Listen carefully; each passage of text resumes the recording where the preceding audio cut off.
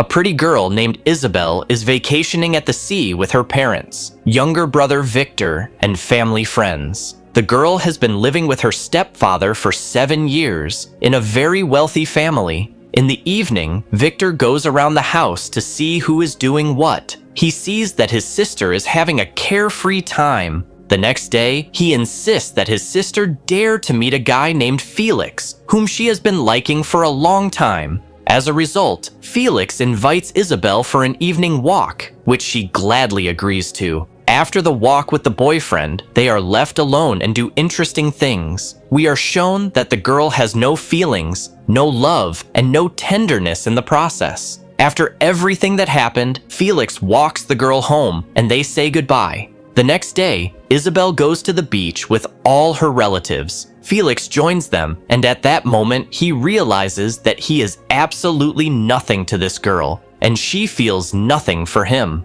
Summer and vacations end, and the whole family returns home. Isabel goes to the hotel. She goes to room 695 and meets an elderly man there. He apologizes and tells her that he lied about his age on the website and asks if she doesn't mind. The girl says she doesn't mind. After a short conversation, they sleep together. The man tells her that she looks very young. Isabel replies that she knows this because everyone tells her so. The elderly man asks if they will see each other again because he wants to spend the whole evening with her next time. On her way home by subway, the girl reads a book. When she gets home, as if nothing had happened, she hides the money she earned in her closet and later logs onto a website under her nickname and watches various interesting videos. At school, the students recite a poem, discuss the topic of love, and how they spent their summer vacation. A classmate tells Isabel that an old man once molested them, and her sister did some interesting things with him, all for the sake of a Prada handbag.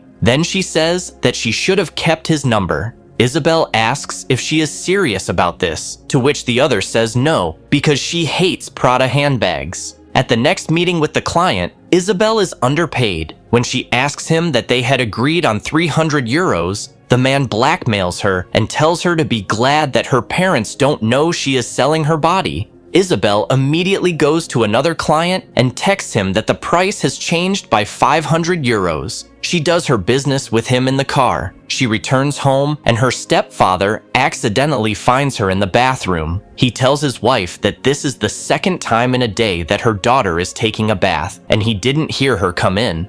In the evening, the whole family goes to the theater, and there Isabel meets the same elderly man to whom she provided her services. She also witnesses a family friend, Peter, showing unequivocal interest in her mother. Isabel receives a message on her phone about a meeting with a client. After meeting this George, the man asks Isabel if she has many other clients. In the evening, her brother asks Isabel what about her Felix, with whom she spent the night at sea. She tells him to forget about him. The sister begins to play tricks on the brother, asking him various questions and making him feel ashamed. The next meeting with George does not go as usual. They drink, talk for a long time, and then he asks her to stay on top of him. But in the end, George dies of a heart attack. The girl is panicked and doesn't know what to do. She tries to revive him, but nothing works. On top of that, she slips in the shower and hurts herself. Then she just gets dressed and runs away from the hotel room without telling anyone. At home, she tells her mother that she slipped in the shower. 2 policemen come to her mother's workplace and show her photos of her daughter from the scene, and she is selling her body. The mother says that this is impossible, and the detectives say that they need to find out whether she participated in this voluntarily or was forced to do so. At home, the detectives show that free access to the internet makes it possible to register anywhere under a pseudonym, and they also find the money that Isabel was hiding in the closet. Coming home from school, Isabel meets her mother, who has been waiting for her to have a serious conversation. She sincerely cannot understand the reasons why the girl started doing this. After all, they have a wealthy family and they always have money.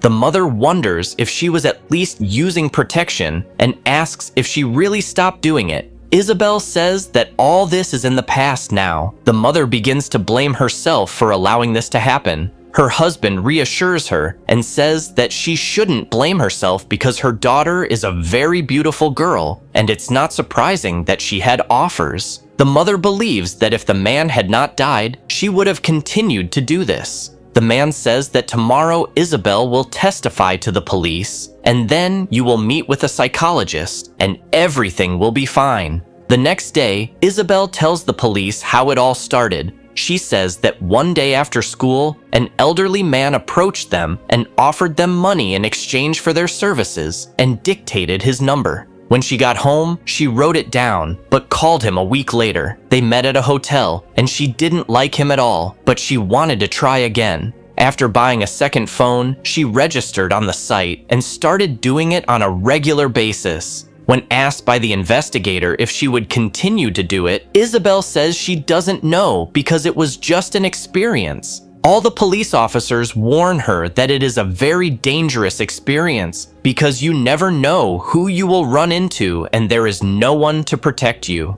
Easy money often leads to a vicious cycle. Together with her mother, they go to a psychologist to talk about everything, to share their inner feelings, and to find out the reason for what is happening. Initially, the girl told her parents that she did not need psychological treatment and would not go anywhere, but her mother said she simply had no choice. Isabel says that she could pay the doctor with the money she earned, but her mother decided to take the money away from her and donate it to a charity. Isabel goes to a family friend's house to babysit while her parents go away on business. Upon returning, Peter offers to drive Isabel home, but his wife is clearly against it and takes it upon herself to drive her. In the car, Isabel says that she knows that her mother told them everything, and that is why Peter's wife was against him taking her home. Isabel says that she is not the one to be afraid of, alluding to her husband Peter. Once home, Isabel tries to seduce her stepfather by asking him about his life. Isabel tells her stepfather that he is not her father and asks him what he thinks about it. At that moment, her mother finds them and sends her to bed.